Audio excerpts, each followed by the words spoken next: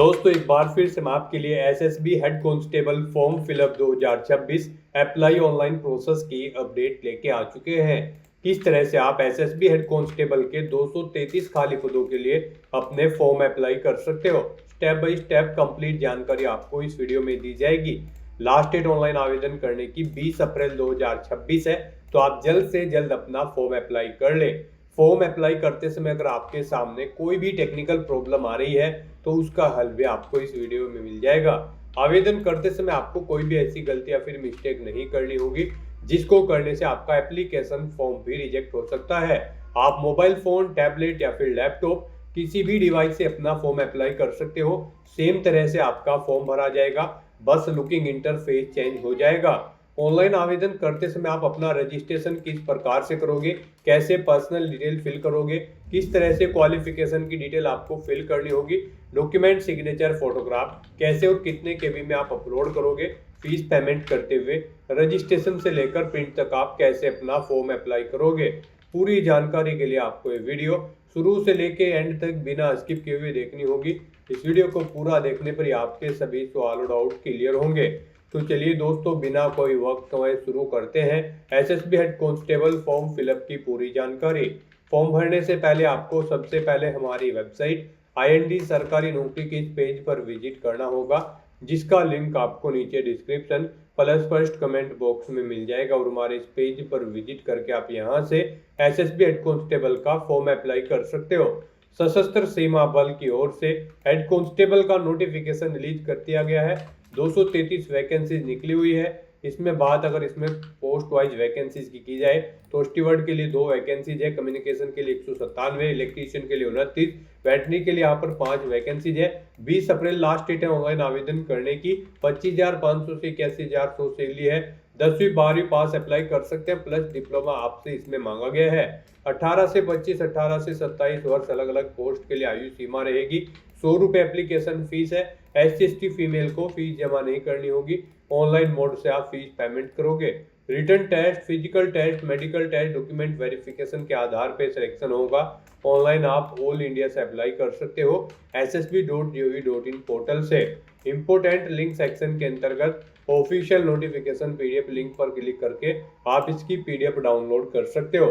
यहाँ पर आपको post wise, category wise vacancies देखने को मिल जाएगी। उसके बाद में सैलरी की जानकारी, एलिजिबिलिटी कंडीशंस की इंफॉर्मेशन, जैसे कि पोस्ट वाइज एज लिमिट क्या रहेगी, क्या क्वालिफिकेशन की आपकी डिटेल रहेगी, एज रिलैक्सेशन किस कैटेगरी के लिए कितना रखा गया है, साथ ही साथ यहाँ पर आपका फिजिकल क्राइटेरिया क्या रहने वाला है, एग्जाम पैटर्न, सिलेबस आपको डिटेल में देखने को मिल जाएगा। और साथ ही साथ हाउ टू अप्लाई का कंप्लीट प्रोसीजर दिखाया गया है।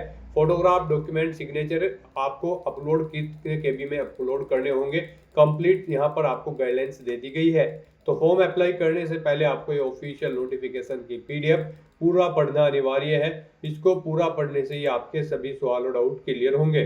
पीडीएफ रीड आउट करने के बाद में आपको अप्लाई ऑनलाइन के इस लिंक पर क्लिक करना होगा, तो आपके सामने ऑनलाइन आवेदन करने का ये ऑफिशियल पोर्टल ओपन हो जाएगा। गाइज, यहाँ पर अगर आपने पहले से रजिस्ट्रेशन कर रखा है तो आपको अपनी रजिस्ट्रेशन आईडी एंटर करनी है, अपना पासवर्ड आपको एंटर करना है, ये कैप्चा कोड आपको यहाँ पर एंटर करना है और उसके बाद लॉगिन की स्टेप पर क्लिक करते हुए आपको लॉगिन करके अपना फॉर्म अप्लाई कर लेना है। और अगर आप इस भर्ती के लिए फर्स्ट टाइम अप्लाई करने जा रहे हो तो सबसे पहले यहाँ पर आपको अपना रजिस्ट्रेशन करना होगा। उसके लिए आपको यहाँ पर रजिस्टर की टैब दी गई है, आप इस पर क्लिक करें। आपके सामने यहाँ पर रजिस्ट्रेशन का फॉर्म स्टार्ट हो जाएगा।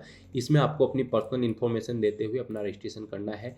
सबसे पहले यहाँ पर आपको पोस्ट सेलेक्ट करनी है हेड कांस्टेबल की। किस पोस्ट के लिए आप अप्लाई करना चाहते हैं, जैसे कि head constable, electrician, steward, veterinary या फिर कम्युनिकेशन, आप अपने अकॉर्डिंग ऑप्शन सेलेक्ट करें।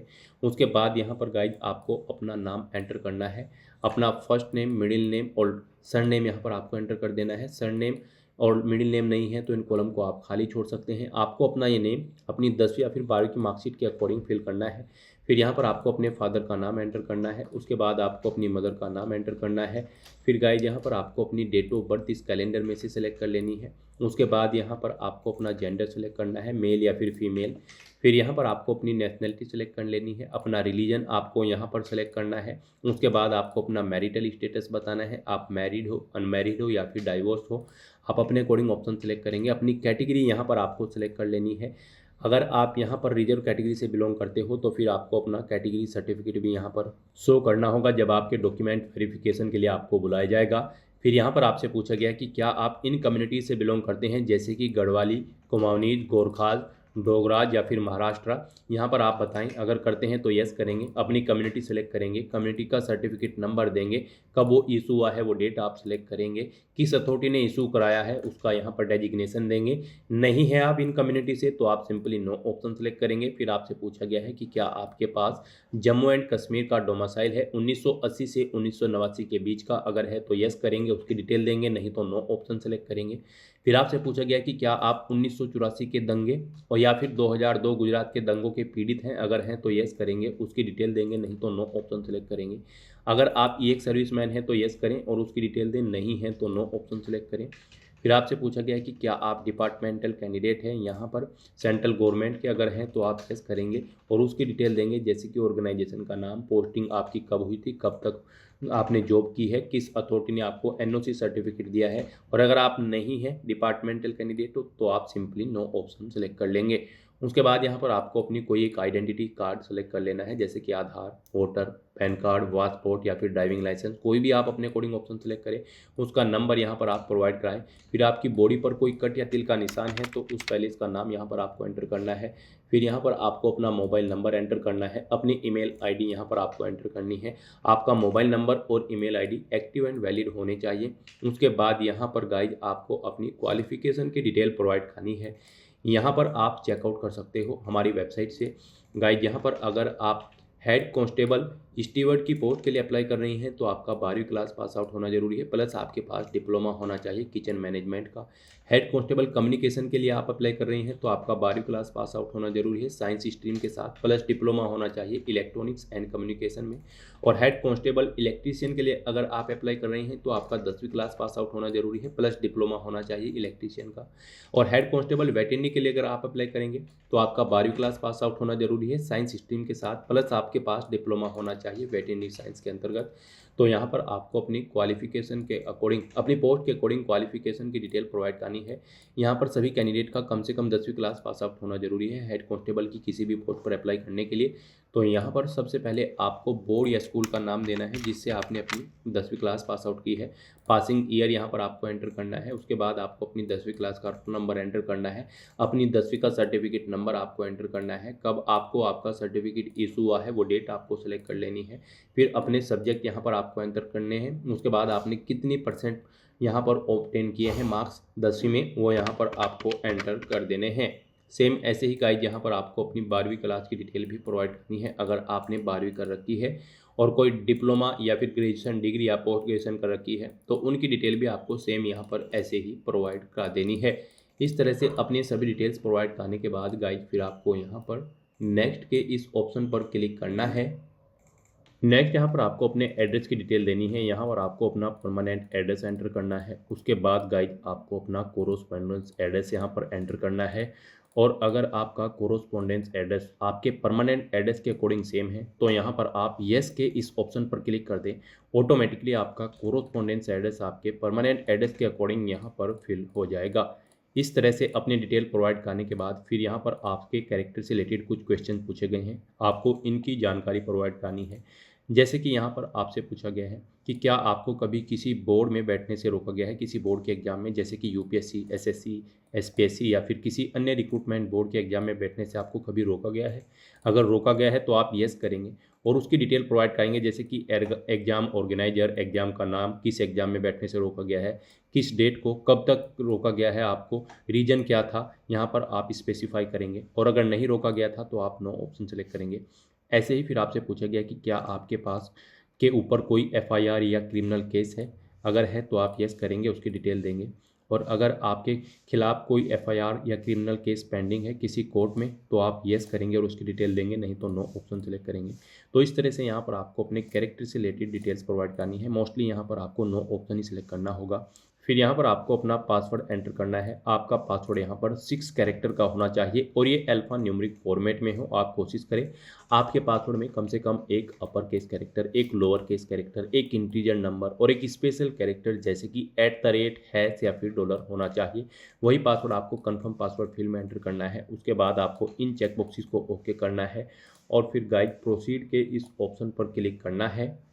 नेक्स्ट यहाँ पर आपने पीछे अब तक जो डिटेल प्रोवाइड कराई है उसका पूरा प्रीव्यू आपको शो कर दिया गया है। आपको सभी डिटेल केयरफुली चेकआउट करनी है। इस पेज को नीचे स्क्रॉल डाउन करना है, डिक्लेरेशन सेक्शन में आना है, इन चेक बॉक्सेस को ओके करना है। ये कैप्चा कोड आपको यहाँ पर एंटर करना है। कहीं पर कोई मिस्टेक है तो आप एडिट डिटेल के ऑप्शन पर क्लिक करके एडिट कर सकते हैं और अगर सभी चीज़ें ओके हैं तो बस यहाँ पर अब आपको सबमिट एप्लीकेशन के इस ऑप्शन पर क्लिक करना है।